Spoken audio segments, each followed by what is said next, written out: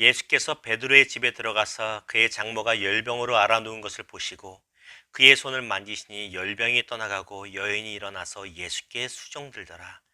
저물매 사람들이 귀신 들린 자를 많이 데리고 예수께 오거늘 예수께서 말씀으로 귀신들을 쫓아내시고 병든 자들을 다 고치시니 이는 선지자 이사야를 통하여 하신 말씀에 우리의 연약한 것을 친히 담당하시고 병을 짊어지셨도다 함을 이루려 하심이더라. 아멘. 오늘 말씀을 가지고 모든 연약함을 친히 고쳐주시는 예수님이란 주제와 제목으로 주의 마음을 같이 나누기를 원합니다. 우리 예수님은 모든 연약함을 친히 담당하시고 고쳐주신 분이십니다. 이 사실이 믿어지기를 주님의 이름으로 축원합니다. 아주 오래된 이야기입니다. 100년은 더 된 이야기. 시카고의 한 작은 교회에 장례식이 열리고 있습니다.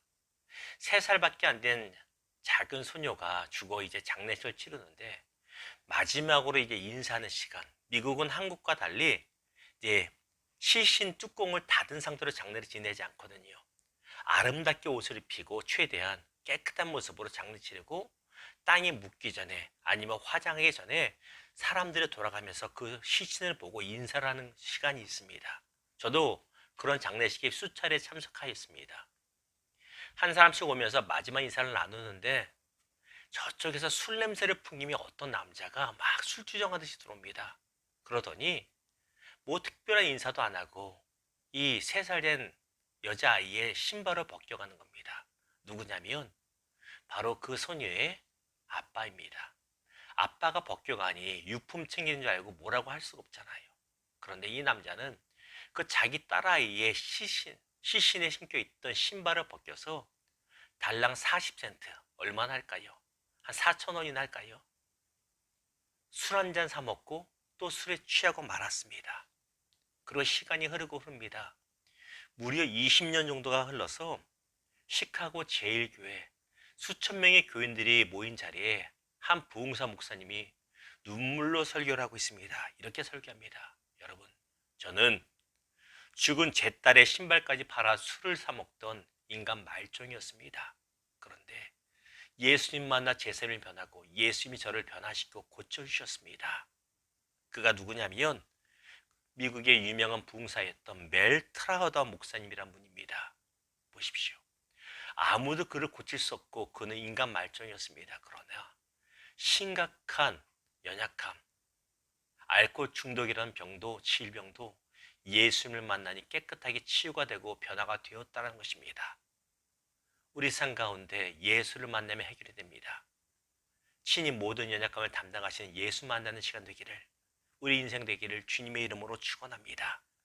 자, 오늘 말씀에 보면 예수님께서 사람들을 고치십니다.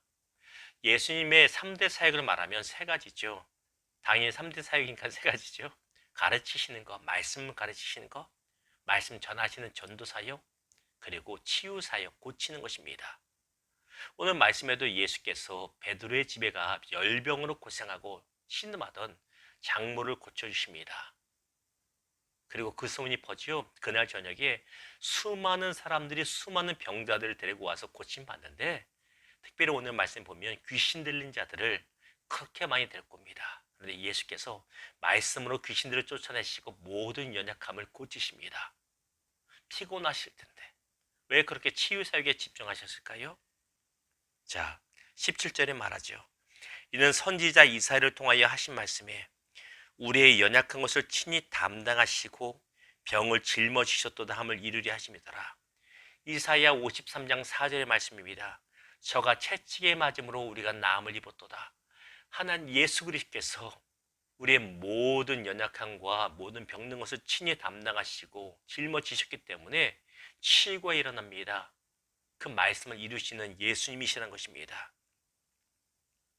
그래서 사람들이 예수 앞에 병을 가지고 나오고 모든 연약함을 가지고 나올 때마다 예수님은 치료해 주셨다라는 것입니다.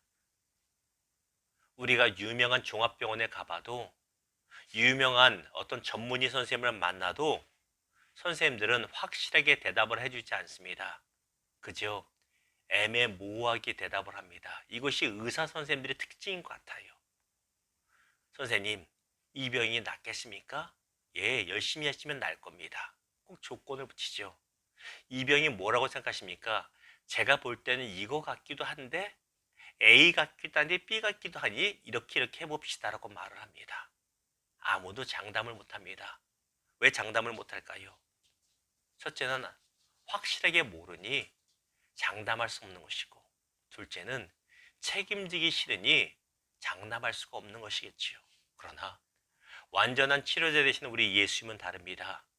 예수님은 모든 것을 알고 계시고 모든 치료법을 알고 계시고 확실하게 연약함과 모든 질병을 담당하시고 치료하시는 분이 되십니다. 우리의 모든 연약한 문제를, 질병의 문제와 마음의 상처와 삶에 어그러진 것들을 예수께 가지고 나와 회복되는 저와 여러분의 아름다운 인생 되기를, 우리의 가정 되기를, 우리들의 자녀 되기를 주님의 이름으로 축원합니다. 말씀을 맺겠습니다. 1800년도 말에 한 소녀가 미국 보스턴의 병원 지하 병동에 수감되어 있습니다. 수감이라고 하는 것이 맞을까요? 입원해 있는데 워낙 사납고 곳에서 그냥 수감시켜버리다시피 그냥 가두는 것이에요. 이 소녀의 어머니는 소녀가 어린 아기 시절에 이미 돌아가셨습니다. 아버지는 안타깝게도 알코올 중독자라 매일 주정을 벌입니다. 참으로 어려운 환경에 자랐어요. 그러다 보니 소녀의 마음에 상처 많고 병이 들어서 심각한 정신질환에 시달리게 됩니다. 병원에 입원했는데 당시에 어떤 약도 없고 워낙 사나워서 어떻게 할 수 없으니 병원에서 지하 병동에 가둬버린 것이에요. 의사들이 말합니다. 저 여자에게는 소망이 없다. 가망이 없다. 그런데 은퇴하신 한 늙은 할머니 간호사가 그 소녀를 위해 매일 찾아옵니다. 6개월이 넘도록 매일 찾아와서 딱 하나만 말해주고 가요. 무엇에 대해서? 소녀야, 예수님이 널 사랑해. Jesus loves you. 예수님이 널 사랑해. 그 얘기를 해주고 예수님이 이 얘기를 합니다. 다른 얘기 안 하고 다른 약을 처방한 게 없어요. 놀라운 일이 벌어집니다. 6개월 정도 그렇게 예수의 사랑을 듣자 소녀가 변하기 시작합니다. 마음이 열리기 시작하고 정신이 온전히 돌아오기 시작합니다. 결국은 깨끗하게 치료를 받습니다. 예수의 능력인 것이에요. 그리고 그녀는 결단합니다. 나도 나와 같이 마음의 상처와 정신병으로 고생하는 자들을 위한 삶을 살겠다. 그가 누구냐면 헬렌 켈러라는 삼중으로 겪던 사람을 치료하고 인도해낸 앤 설리반이라는 소녀입니다.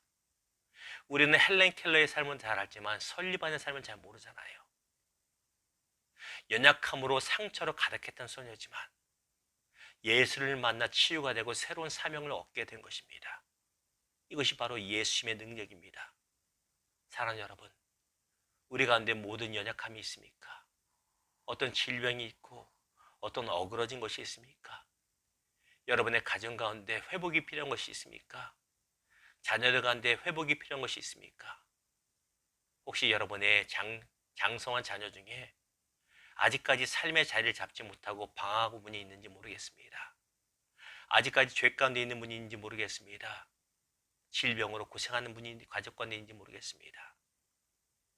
우리 예수께 나오십시오. 예수님은 모든 연약함과 모든 어그러진 것을 회복시키십니다. 이 사실 믿으시고 예수 앞에 나와 회복의 역사를 받을 수 있는 저와 여러분 되기를 주님의 이름으로 축원합니다. 기도하겠습니다.